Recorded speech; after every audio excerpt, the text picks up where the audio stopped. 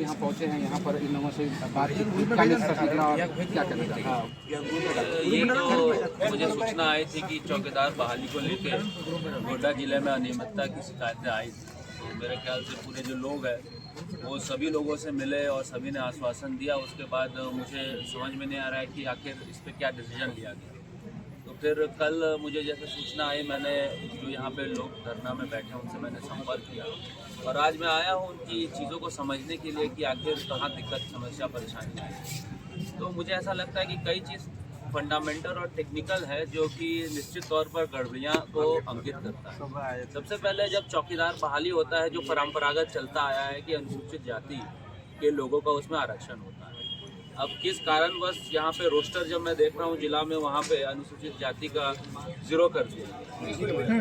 तो सबसे पहला तो वहीं से ही शुरू हो गया है सब कांड। तो वहाँ पे तो उसका रिजर्वेशन होना चाहिए। किस आधार पर रोस्टर बना, किस आधार पर जिला के पदाधिकारी हो या सरकार हो, किस प्रकार से इसमें जो पद हैं उसका आरक्षण रोस्टर शुरू किया, ये सबसे बड़ा विवादास्पद बात है। दूसरी बात है कि लड़के सब बता रहे थे कि बीट क्षेत्र करके कुछ इन लोगों ने अलॉकेट किया और ये एडवर्टीजमेंट में मैं देख रहा था कि बीट क्षेत्र के अंतर्गत ही लोगों का जो है बहाली होगा और उसको फिर फर्दर कोई आगे की कार्रवाई के लिए बुलाया जाएगा।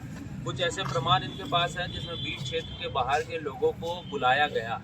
तो ये सबसे बड़ा सवाल उठता है कि एक तरफ आप बोल रहे हैं कि बीट क्षेत्र के अंदर के ही लोगों को लेना है और फिर दूसरी तरफ आप बीट क्षेत्र के बाहर के लोगों को बुला रहे हैं दौड़ने के लिए और फर्दर कार्रवाई करने के लिए। तो ये दूसरा सवाल खड़ा करता है। तीसरा कि जब यहाँ पर साफ साफ जो एडवर्टीजमेंट निकला है और जो नियमावली है, इसमें साफ साफ लिखा गया है कि स्थानीय होना चाहिए और बीट क्षेत्र के अंतर्गत होना चाहिए। तो फिर बच्चे यहाँ दिखा रहे हैं कि कोई उत्तर प्रदेश का है, कोई कानपुर का है, कोई राजस्थान का है।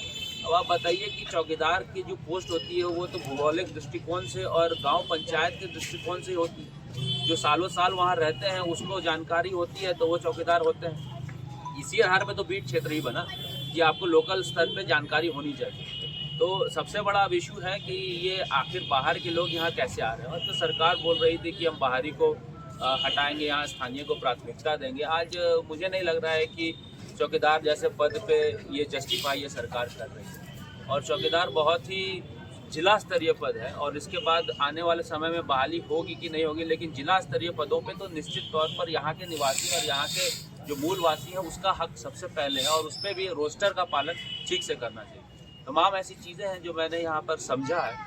अब चूंकि मैं विधायक भी नहीं हूँ और ये सब तो मुद्दा मैं सदन के अंदर लगातार बार बार कई एक ऐसे मुद्दों को मैंने उठाया है और बहुतों में यहाँ पर मुझे परिणाम भी मिला है। कुरमाली को ही लेकर जब यहाँ से द्वित और तृतीय वर्ग की नौकरियों से हटा दिया गया था तो मैंने ही आवाज़ उठाई थी, तो फिर कुरमाली को जोड़ा भी गया। तो ये सब तो मुद्दा विधानसभा का है और विधानसभा के पटल पे इन सबको रखना अति आवश्यक है, क्योंकि ये सरकार की तरफ से फॉल्ट हुआ। सरकार की तरफ से जो फॉल्ट हुआ उसको ठीक करने का एक ही उपाय है कि सरकार इसका नोटिफिकेशन को ठीक करे और इसको जो है इसकी जांच करे। सभी अभ्यर्थियों ने समान्यालय का घेराव किया, उसके बाद घंटों तक कारगिल चौक को जाम किया। आज भूख हड़ताल की नौबत आ गई।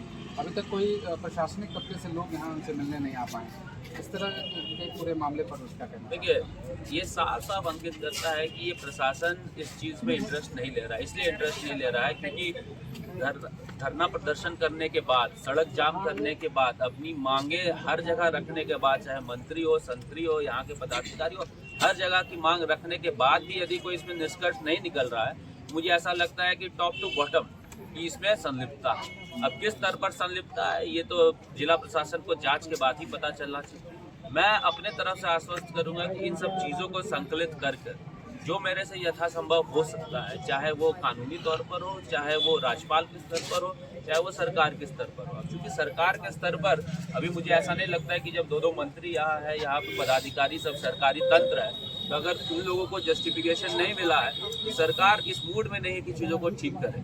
लेकिन फिर भी मैंने हमेशा युवाओं के मुद्दों को सदन के अंदर रखा है, पटल में रखा है, जिला प्रशासन को रखा है। तो मैं प्रयास करूँगा अपने स्तर पर कि इन चीज़ों को ठीक किया जाए। यदि ठीक नहीं होगा, जो मुझे ऐसा इस सरकार से उम्मीद नहीं है कि ये ठीक होगा, तो हम लोग कानूनी प्रक्रिया पे भी जाएंगे। कई एक ऐसा मुद्दा है, सीजीएल का मुद्दा भी आपने देखा होगा कि हालिया दिनों में सीजीएल, हम लोग बार बार बोलते रह गए कि सीजीएल में गड़बड़ी हुई है, सरकार सीजीएल की गड़बड़ी को मानी नहीं। हाई कोर्ट ने उसमें रोक लगा, आज रोक लग गया।